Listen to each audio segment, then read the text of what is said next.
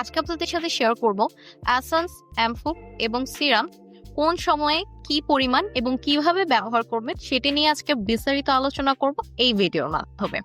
শুরু করছি essence. Essence হচ্ছে আপনি দিনে 2 বার ব্যবহার করতে পারেন।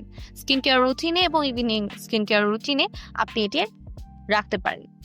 এসেন্সের নিয়ম হচ্ছে 2-3 ড্রপস হাতে নিয়ে ট্যাপ ট্যাপ করে আপনার স্কিনে ইউজ করতে হবে। সেক্ষেত্রে একটি ছোট্ট আমি টিপস দিয়ে দিয়েছি, সেটা হচ্ছে আপনার ড্যাম ফেসে এসেন্সটি ব্যবহার করবেন। ফার্স্টে আপনি একটি জেন্টাল ক্লিনজার দিয়ে আপনার স্কিনটি ভালো মতো ধুয়ে নেবেন। এরপর ড্যাম স্কিন অর্থাৎ ভেজা অবস্থায় এসেন্স হাতে 2-3 ড্রপ নিয়ে ট্যাপ ট্যাপ করে এসেন্সটি অ্যাপ্লাই করবেন, যাতে করে এসেন্সটি আপনার স্কিনে ভালো মতো অ্যাবজর্ব হয়ে যায়। অ্যাম্পুলের নিয়মও ঠিক সেমই, দিনে 2 বার ব্যবহার করতে পারেন।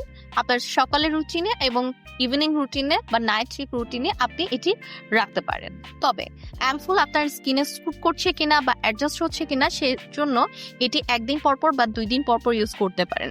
এক্ষেত্রে আপনার স্কিনে কোনো প্রবলেম হচ্ছে কিনা সেটার জন্য আপনাকে অল্প পরিমাণে নিয়ে অ্যাম্পুলটা স্কিনে অ্যাপ্লাই করতে হবে।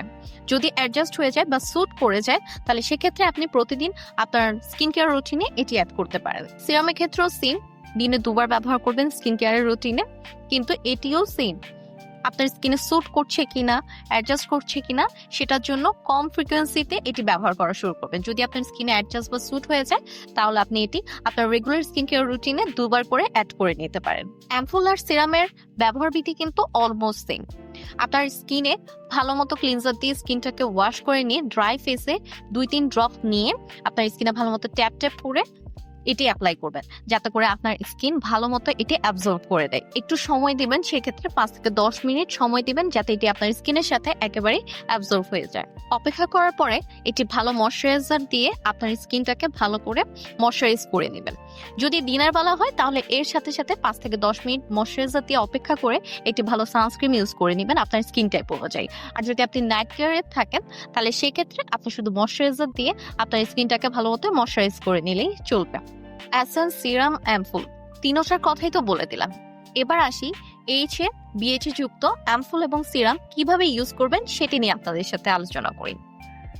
এইচএ বিএইচএ যুক্ত অ্যাম্পুল যেহেতু একটা স্ট্রং ইনগ্রেডিয়েন্টস, সেক্ষেত্রে আপনাকে কিছু নিয়ম ফলো করতে হবে।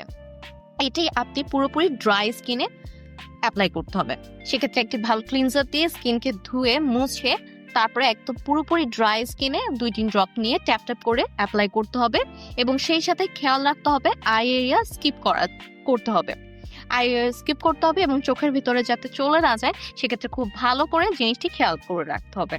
আরো একটি কথা বলে রাখি, যেহেতু এইচএ বিএইচএ যুক্ত অ্যাম্পুল অথবা সিরাম খুবই স্ট্রং ইনগ্রেডিয়েন্টস, তাই এটি ব্যবহার যেদিন করবেন বা যেদিন আপনার স্কিন কেয়ার রুটিনে এটি রাখবেন সেদিন আর কোনো স্ট্রং ইনগ্রেডিয়েন্টস বা অন্য কিছু টোনার, সিরাম কোনো কিছু অ্যাপ্লাই করার কোনো দরকারই নেই।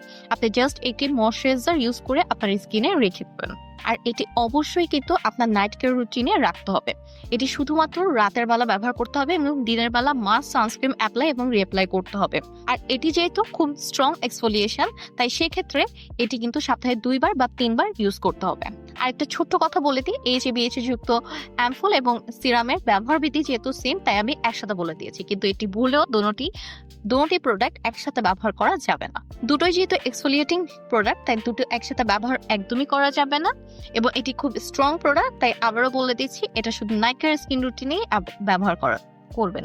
লাস্টলি ভিটামিন সি সিরাম নিয়ে কথা বলছি।